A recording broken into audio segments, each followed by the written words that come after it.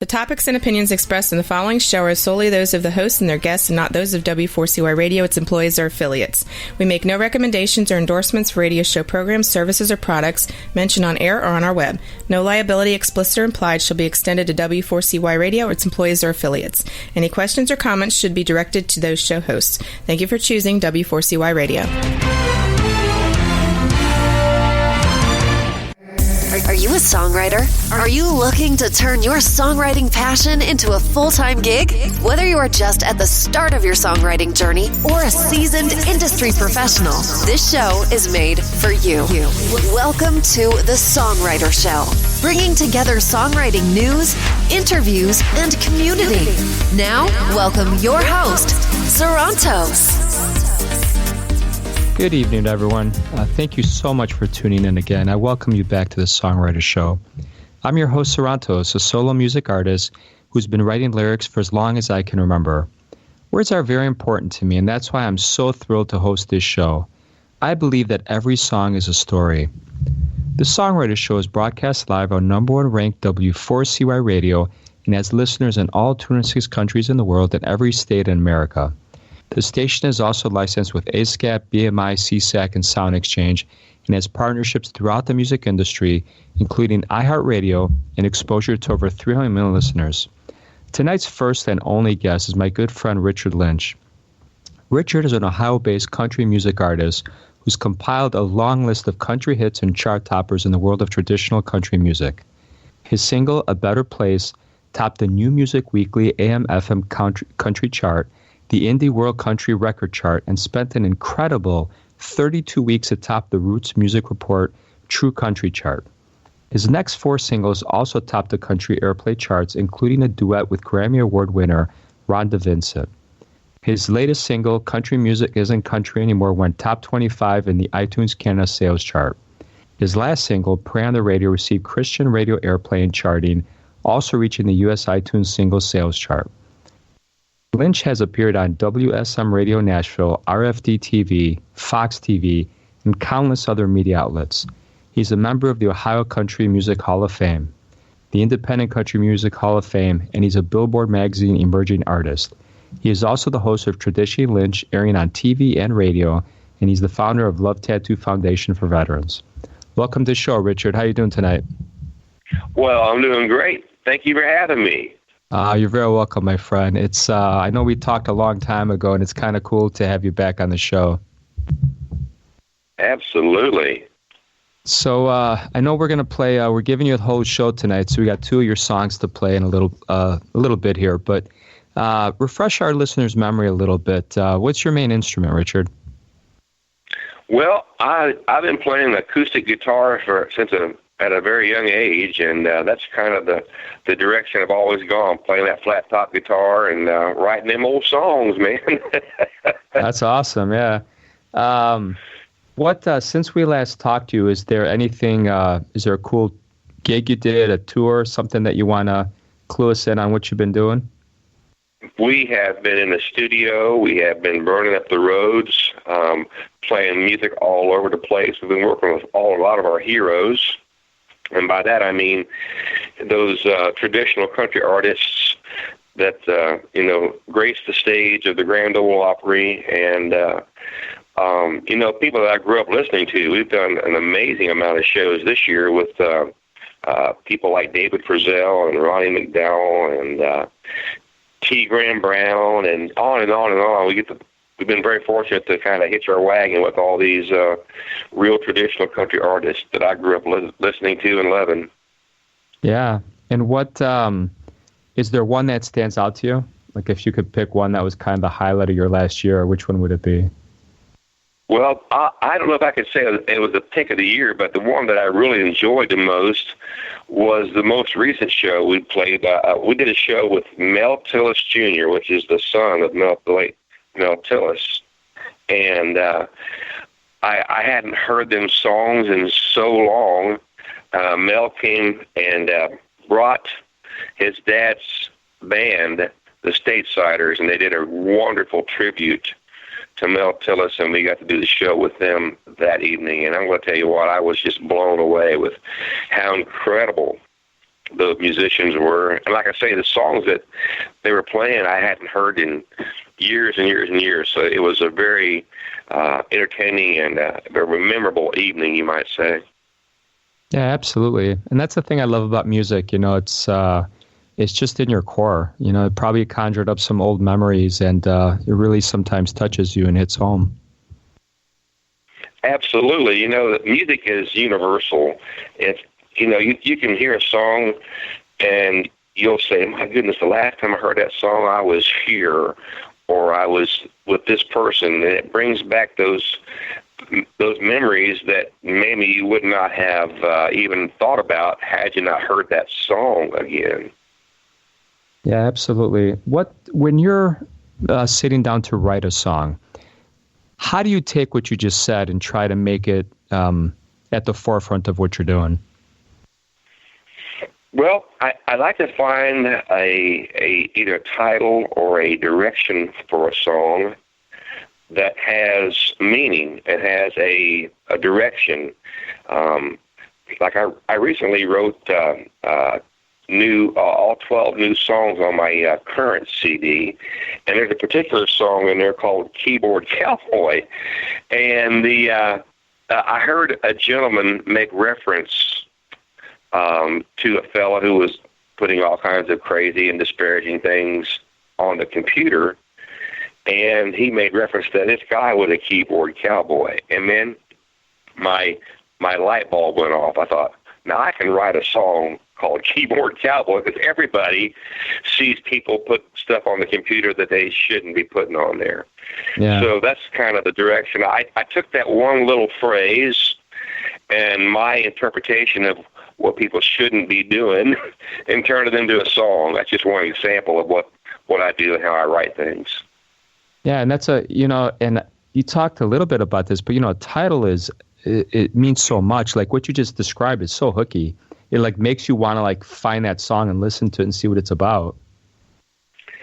Absolutely. People, they get that one little hook or that little phrase in their mind, or they look down at an album, or they look down at an interview, and they'll mention that song, and they just say, well, I've got to hear what he's talking about. What is this? Because they'll have their own interpretation of what a keyboard cowboy might be, and so they're right away interested in that particular song, because they make that connection with it. And I just use Keyboard Cowboy as an example. There's a lot of little different ways and hooks and sayings that I use that I come up with my music, but that just happened to be the first example I could think of.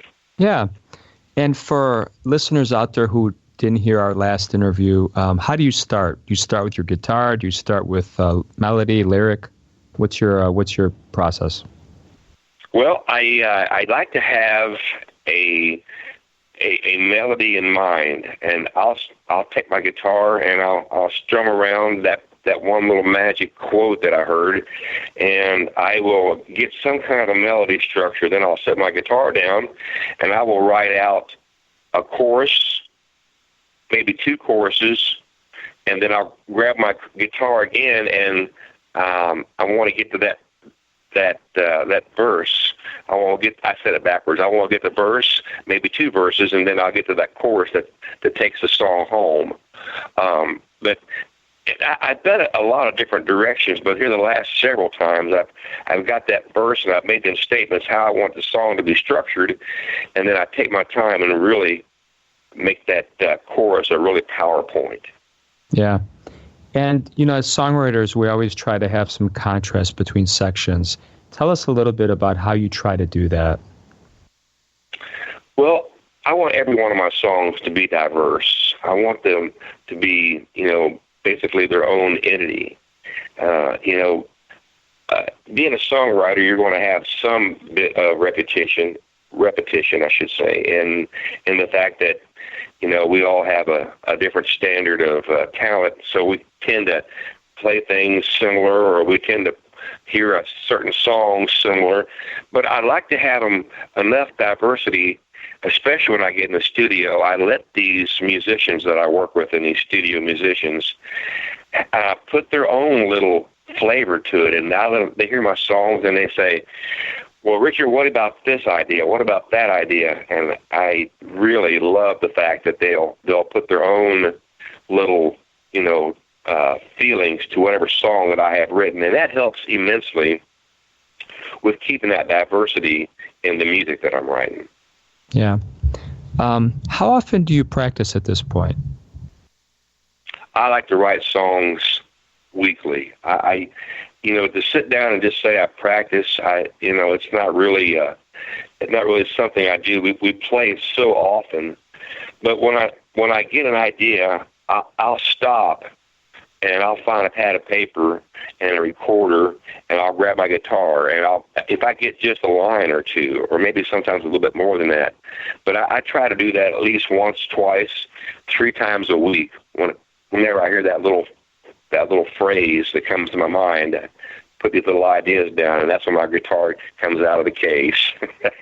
Yeah, it's a magical moment right there, right? It is. Richard, do you ever sit and jam on your guitar without any thought whatsoever? Not that you're trying to write a song, but you're just kind of screwing around on the guitar. Do you ever do that?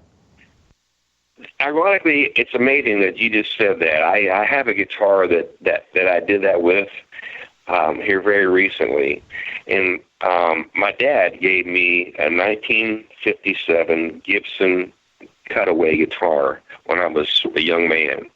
Wow. And I hadn't played that guitar in so many years. And it needed some restoration work, and I was just really, I was cautious who I was going to let somebody work on my guitar. Well, it turned out I met a fella who is the guitar tech for a band called Exile. And I got to be on the show and got to be acquainted with this fella, and I had a good feeling about him. He promised me, he said, Richard, I will take your guitar, and I will make this, I'll make you proud when you get it back. Your dad will be proud of you. So he had it for a couple, 3 weeks, and I finally got it back, and I did just that. I hadn't played that guitar since I was a youngster, and it gave me so much emotion, and I was a kid again by just being able to hold that guitar and play it. Like I say, it hadn't been played in 30 years.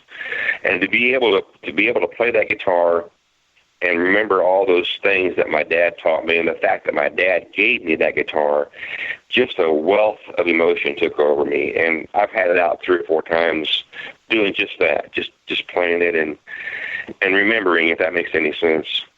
Yeah, it does. That's, this is why I love musicians too, because the fact that he told you that he would make you, that he would make you proud, and your dad would be, there's this connection that we all have that I think is a little different than people have in the business world. And I'm very proud of that, and I think it just is very cool to hear a story like that. It is. We had just met the gentleman, but he had this aura about him. I trusted him, and he knew how much that guitar meant to me. He knew the story of how my dad gave it to me. He knew the story how it sat in my house for all these years, and it needed to be played again. And he took extra strength, and he did more than fix the guitar.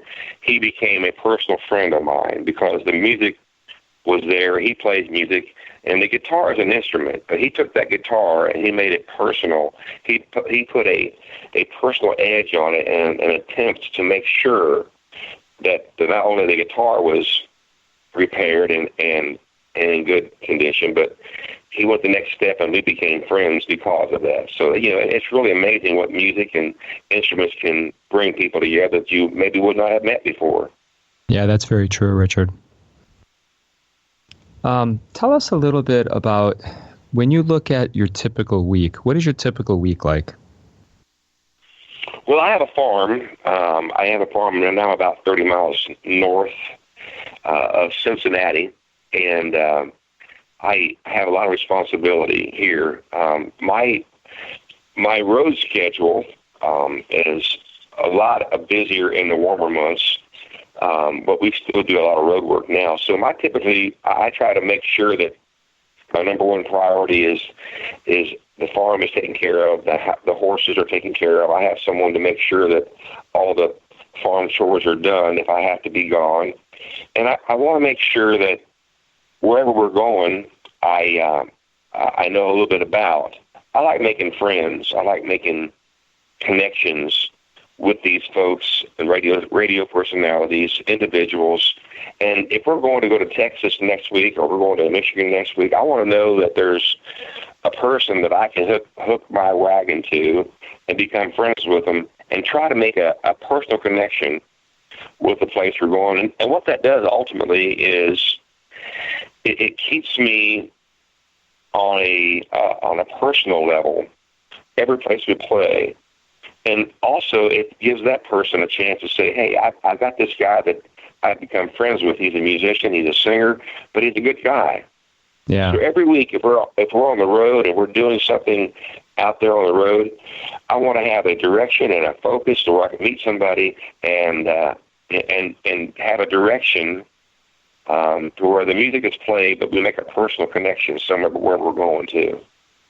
Yeah, I think you hit on the head there. I'm finishing my 6th year doing this, and after a few years, you just want to be around people that you're comfortable with, that are not difficult. And it just, if you're doing it for the right reasons, yeah, you want to be around the right people. I think that's so important. It really is. And, the music business is a gift. We all know it's a gift. And we may be in it for a year, we may be in it for 50 years. No one can say. But, it's who you meet along the way and how you represent yourself and who you hitch your wagon to. We may not be performing in 5 years from now, but you'll still have that friend out there on the road, that disc jockey that thought enough of you to take the time and talk with you and meet you. So I really want to make that connection as we go through life playing our music. Yeah. No, I totally get it. Tell us a little bit about where can people find your information, your website, your socials? Where can they find out about you? Well, the best place to find out about me is to go to richardlynchband.com, and you can see our tour dates, all of our interviews, our merchandise, the different things that we're doing around the country. It talks about our TV show. It talks about our radio promotions, our radio show. But go to richardlynchband.com. You can kind of get caught up about everything you need to know about me. Awesome. So before we hear about this song and we hear it, Wayne had a question for you, one of our listeners. How many guitars do you have, Richard? Well, I've got 7 acoustic guitars. I play probably 3 or 4 at the most. I got an old guitar that my dad, when he passed away, got sent down to me, and I won't play it. It's just I just look at it and remember my dad. But there's several guitars that I've acquired over the years. But I think I've got 7 acoustic guitars down there. Awesome. So tell us about this first song that we got 2 of your songs tonight. Tell us about the first song. What do you want us to know about it? What inspired it? And what song are we talking about? We got, let's see if I can, okay, give me 1 second here to open this because I just updated my Apple Music and I can't tell the name of it. I could just see the MP3. It is another honky tonk song. Well, the last 4 years in a row, January and February, I have played a 2-week and as much as a 5-week tour in Texas. And I absolutely love playing in Texas. And another honky tonk song came from the fact that I kept hearing all these incredible Western swing songs and all these people two-step and line dancing and loving that traditional sound. And I told my wife, I said, Miss Donna, I need to write a song that kind of has that Texas feel to it. She said, yeah, you ought to do that. Well, I've been playing honky tonks all my life, and it was just a natural direction to go. I grabbed my guitar, and I started reminiscing a little bit about all the honky tonks, and I wrote this song. And as I played it for my wife, she said, it wouldn't be a bad idea if we could make that a duet. And then, what do you mean? She says, what do you think if we get a hold of Leona Williams, because Leona was going to be doing a show with me this summer. and she might be interested in doing it as a duet with me. So we sent it to her, and we showed her and told her what her lines would be, and she was all about it. You know, Leona has got a whole bunch of Texas roots herself. So we got in the studio, and it was like just being, around an old friend and a magical evening, because the song came together, and it's exactly how both of us kind of cut our teeth in the music industry, playing the old honky-tonks and listening to the jukebox and watch people dance. But that's how the song came to be. Awesome. All right. I'll tell you what, Richard, we're going to take a listen to this song, and then we'll come back and talk some more, okay? Thank you, buddy. All right, Richard. So here we go.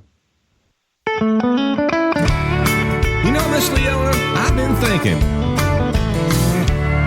I know I owe a lot to those old honky-tonks. When I'm there, I know that's where I belong. My five-piece band on Saturday night, and the neon shining bright, and some two-step dancers twirling all night long. What do you think, Miss Leona?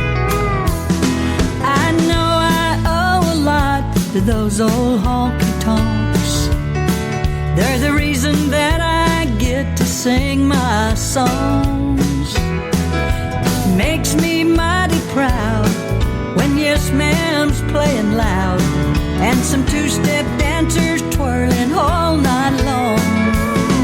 Thanks, country music, for being good to us. And thank you for the chance to sing our songs. We make no excuses, it's not mysterious. We just think it's time for another honky-tonk song.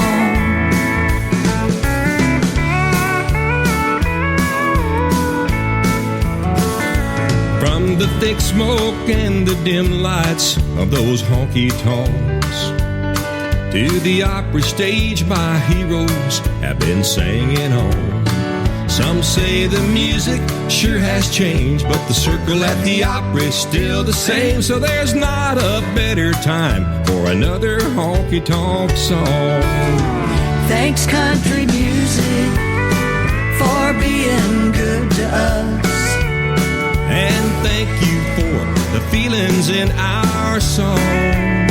We make no excuses, it's not mysterious. We just think it's time for another honky-tonk song. We just think it's time for another honky-tonk song.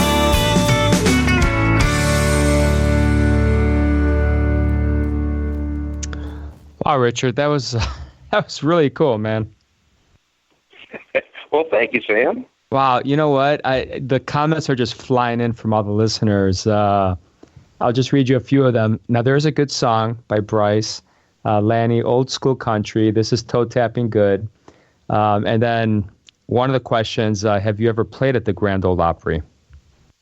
No, but that's something that I would like to see happen someday. And I've done a lot of great shows and great things, but I haven't played there yet. I'm going to keep my fingers crossed and say maybe someday.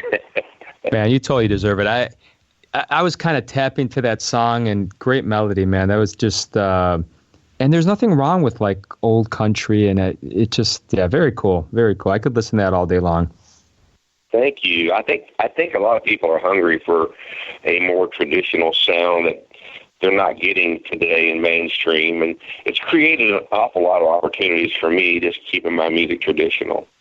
Yeah, and I hear you, because I think eventually I experiment and try everything, but I'm kind of in that rock or pop rock genre most of the time. Mm-hmm. And I think it's going to swing back. I think rock is probably the thing that's gotten beaten up the most in traditional country. And I think it is going to swing back, because there's only so many types of music, and you can experiment. We all experiment and mix genres and do all these things. But sometimes just something simple that doesn't have all the complexity of some of these modern things is just kind of what we all crave. I think you're exactly right. And people that loved traditional country music, growing up, they still love it today. They're just having a difficult time hear it, to find it, I should say. But, I think what's missing in a lot of music is they're leaving emotion out of the music. And so, I want my music to be simple, understandable, and yet they can feel the passion, whether it's a hurting song or a happy song or a beer drinking song or just whatever. I want them to feel that passion and that emotion that's been taken out of music today. Yeah, I agree with you completely. We all have our own journeys, and sitting here trying to master pitch control and singing on pitch, and then at some point, I know in my personal journey, I've gone back to just, it's all about emotion. You can sing pitch perfect, but really, I think the thing that makes people remember it or relate to it is really the emotion. You're right. I've had people, come to our shows and tell me a particular song that they connect with and they become fans of, and they've said things like, Richard, it's almost like you wrote that song for me.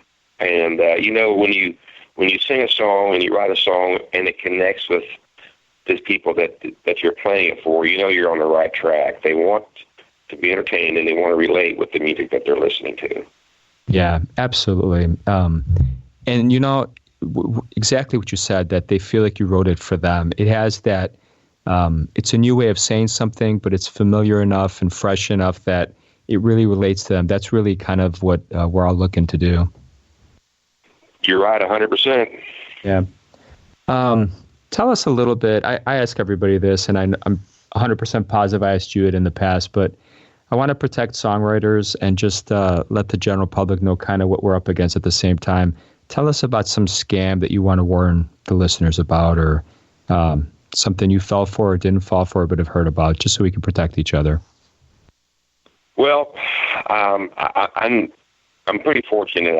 I've been lucky enough to only have a couple bad experiences, and it's a learning. I think being taken advantage of at least once in your life in the music industry is probably a healthy thing, because you learn so much more than you would never have learned. You never would have guessed that someone can take advantage of you. But having said that, now that we have, and now we've been in a situation where we know better, we were only out about $5,000. Now, that's a lot of money, I understand, but it could have been a whole lot worse. So don't take anybody's word for anything. And I'm saying this to the younger artists especially. Us older guys that's been doing it for a long time probably has had experience like that at least once. But don't take anybody's word for anything. Make sure that they verify, and you can get a feel for what these folks who want to promote you, want to do some stuff for you, are really going to be legitimate for you. And so that's the only direction that I really have to say about that. Yeah. Anything new that's buzzing out there that you've heard about that can protect some of the younger people out there? Really, I haven't. I've been pretty lucky. I've got a manager and my wife. They take care of so much of the business end of it for me. Off the top of my head, I can't come up with anything right now. And that's a good thing, because because if there's something really negative going on out there, typically bad word travels fast. So off the top of my head, I don't think I can have anything to say at that particular point about it. But how important is it to have a manager? Very important. It's critical because, but it's got to be a manager that works hard for you. I learned a long time ago, surround yourself with people that have your interests at heart, that they are going to look out for you, that they're going to be in a position to where they can create opportunities for you that, one, you probably can't do yourself. But that manager is so important because they can probably make phone calls, and you actually have more credibility in the industry if somebody calls up on my behalf versus I call a radio station on my behalf. All of a sudden, you seem to have a little bit more clout, a little more credibility into whoever you're speaking to. What do you do when you don't have a budget to have a manager? Because obviously most managers, when you're small, they don't want to work on a percentage because you don't have much coming in. Any advice to people like that? Well, I do have a little advice. Find a family member, find a friend, find someone in your circle of friends that you can educate them and make them understand that the importance of the music, and just kind of let them be a part of the music from time to time, and let them be your spokesperson from time to time. But they have to be knowledgeable. They have to have a sense of the music, but they also have to represent you. If a manager is not in the budget, find that person that you can be friends with and teach them a little, and let them become comfortable with your music, and let them be more, outgoing, because it seems to me like that third party, or that party between the either the radio station or the nightclub or the venue, that other party in between the musician and that party can absolutely, take advantage or be an asset, I guess I should say, to what you're trying to achieve, because automatically they show credibility in the fact that there's somebody representing you. Yeah. So even if it's a friend, if you have someone representing you, it looks like you're big enough that you have a real manager. That's essentially what you're kind of saying. That holds a lot of truth into what I'm saying, and the person that's a friend of the musician can tell the venue or tell the nightclub or tell wherever they're working at, hey, listen, he's my friend, I'm working for him.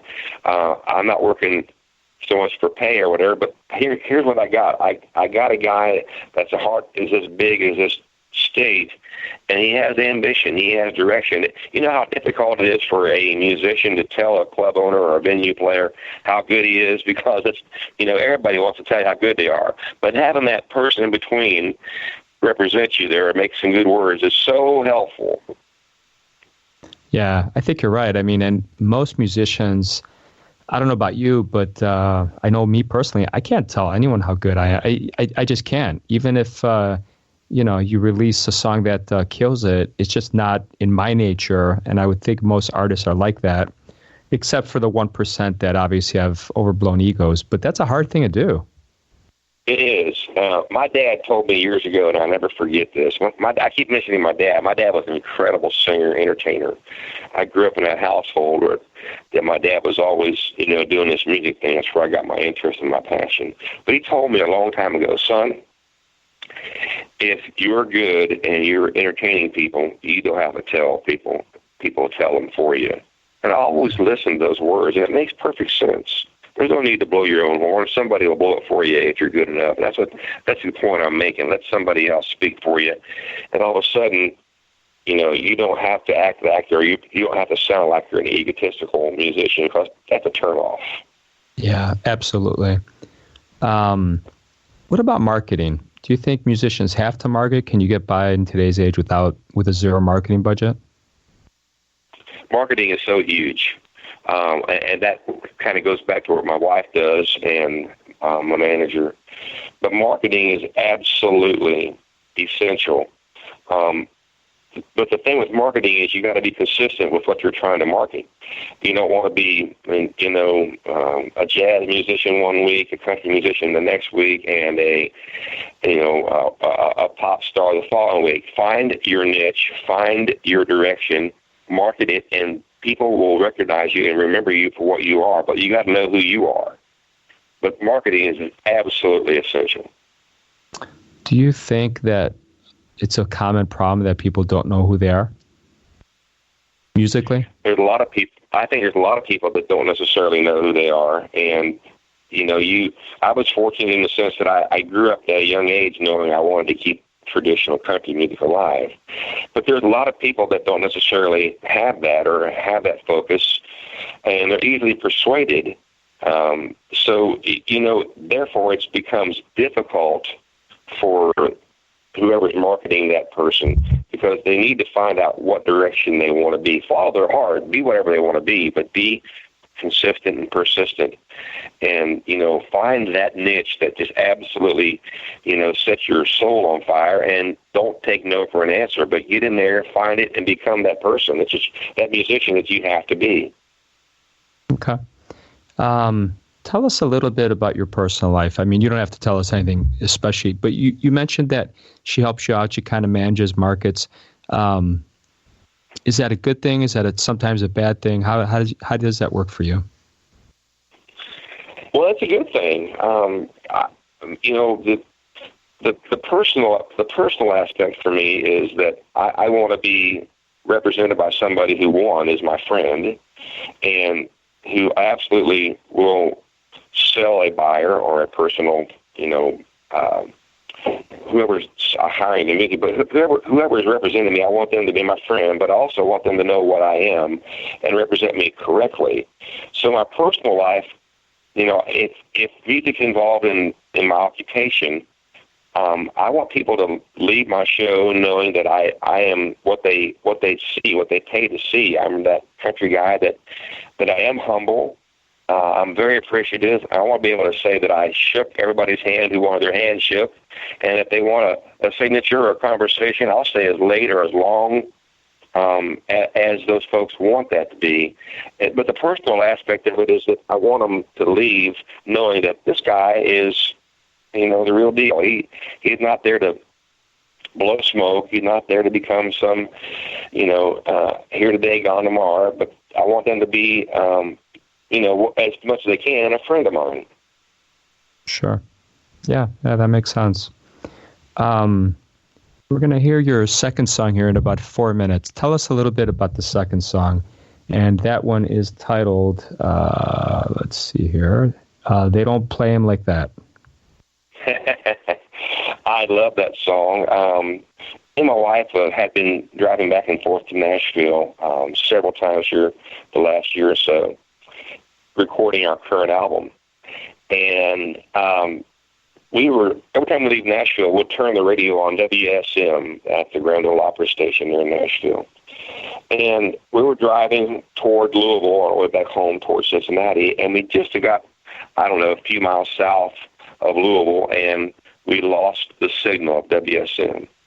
So we're in the Sprinter van, and I'm grabbing my knob on the radio, and I'm trying to find some country music, traditional country music on the radio. And sure enough, I'm dialing the dial, and I heard this older gentleman, disc jockey, come on there, and he said, "Folks, I'm glad you found me. Don't go anywhere if you like real country music." And so I envisioned myself driving down the road, listening to this station that I had just found.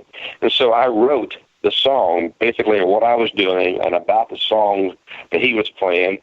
And I just made mention that in the song that, a lot of radio stations are not done like this anymore. So I wanted the song to reflect basically the time we live in. They're not playing music like this anymore. So that's how the song came to be. Awesome. And tell us again your website, Richard, just for people to know that. What state I live in? Is that what you said? Yeah, the website. If you can repeat that one more time. The website. I'm sorry. The Richard Lynch Band, LYNCH. Go to richardlynchband.com, and you can find all my music and all the things you need to know about me. Okay. And tell us in the 2 minutes we got left here. So when you get invited to the Grand Ole Opry, what song, what's going to be your set list?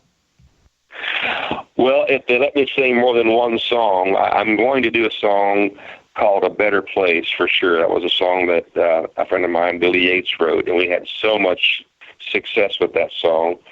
And if they give me a second song, I'm going to do a song called Back in 1953, and it makes reference about that guitar my dad gave me, and it makes reference to my dad in general, how basically the music came from out of me as a song in reference to my dad, and I wrote it about my dad back in 1953. Those will be the two songs that I will do. Okay. And what's the best movie that you've seen in the last year? Oh, the best music. Is that what you said, what's the best music we've seen? Yeah. Well, I really enjoy a guy named Mo Pitney. He's a young guy out of Nashville, and he's really putting down some great country songs. He's got traditional all over him. And as for a young artist, I think he's incredible. There is a few others out there that's doing that, but I think Mo Pitney is probably the best singer, songwriter, traditional-wise, for my industry, going out there, especially being a young guy. Okay. And how about the best movie you've seen in the last year? I have to give some thought about that one. I'm not sure there, Sam. Nothing fits I the have to bill. get some thought on that there. All right. How about your favorite book that you've read in the last year or two? Well, I have a believe it or not, there's a book that my wife has purchased here recently, and I've been kind of thumbing through it. It's about the history of our little Warren County and Waynesville and Lebanon, Ohio. I grew up here in southwestern Ohio, and I'm intrigued with all the events and all the people and all the things that's happened right around our area right here. It's really intriguing to be able to read that and to know where, my roots are planted here, and to know where all these wonderful things that took place and the people that built these amazing facilities and stuff. It's really pretty fascinating to read that. Okay. All right, my friend. It's been an absolute pleasure. We're going to hear your second song right now. I'm so thankful we were able to connect today, and I wish you nothing but the best. Sam, it was such a great time to be with you, sir. Thanks for letting me be on your show again. I look forward to seeing you down the road, my friend. All right, Richard. Have a great night. Bye-bye. All right, and here we go. We're going to hear Richard's second song right now.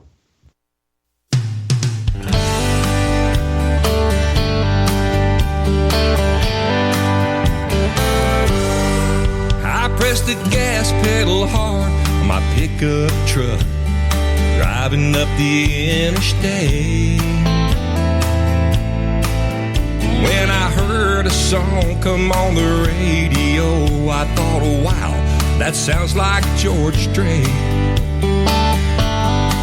So I drove a little longer, the signal got stronger, and a disc jockey spoke on the air.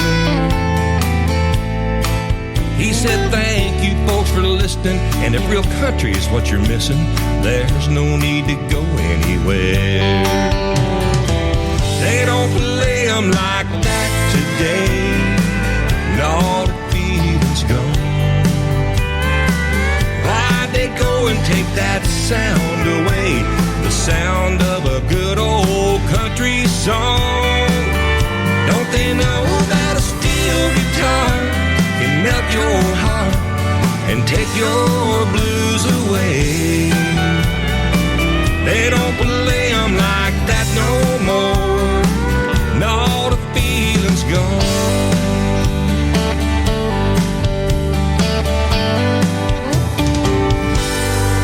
I guess I had about another 30 miles to drive when Conway's voice started to fade. Through the snapping and the cracking on my radio, that's where that station stayed. I knew I found it accidentally, and I didn't have it in me to turn the dial on tight-fitting jeans. I guess the disc jockey knew he was getting through when Conway started singing to me. They don't play them like that today, and all the feeling's gone. Why'd they go and take that sound away, the sound of a good old country song?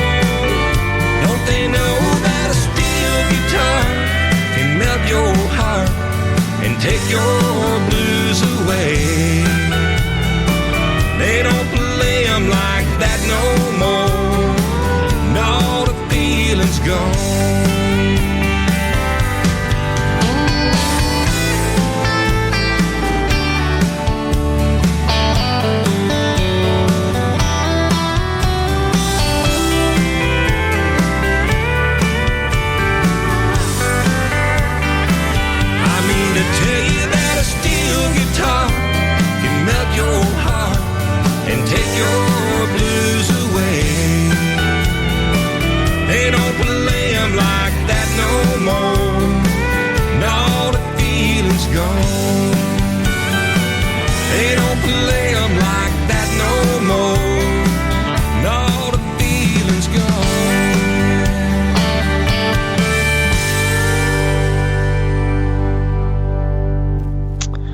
Well, just in looking at some of the comments here, I completely agree with you that that's also a great song, Jeff and Shara.